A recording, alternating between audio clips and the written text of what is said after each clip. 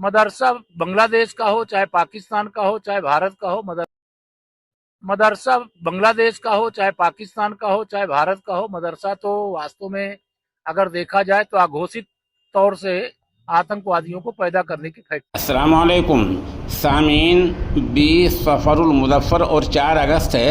ख़बर का उन्वान है मदरसे कहीं भी हों वो दहशत गर्द पैदा करते हैं।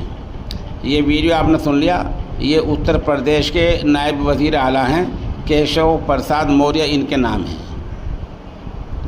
इन्होंने मदरसों के ताल्लुक़ से जो निहायती गैर ज़िम्मेदाराना बयान दिया है वो काबिल इस्लाह है, काबिल मज़म्मत है।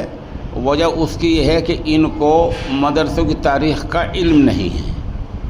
इन्हें मालूम होना चाहिए कि शेखुल हिंद मौलाना महमूद हसन देवबंदी रहमतुल्लाह अलैह, शेखुल इस्लाम मौलाना हुसैन मदनी रहमतुल्लाह अलैह, मौलाना आज़ाद रहमतुल्लाह अलैह, उन सब का बैकग्राउंड पस मंज़र मदरसे ही हैं। तो क्या ये मुजाहिदा आज़ादी ये सभी दहशतगर्द थे?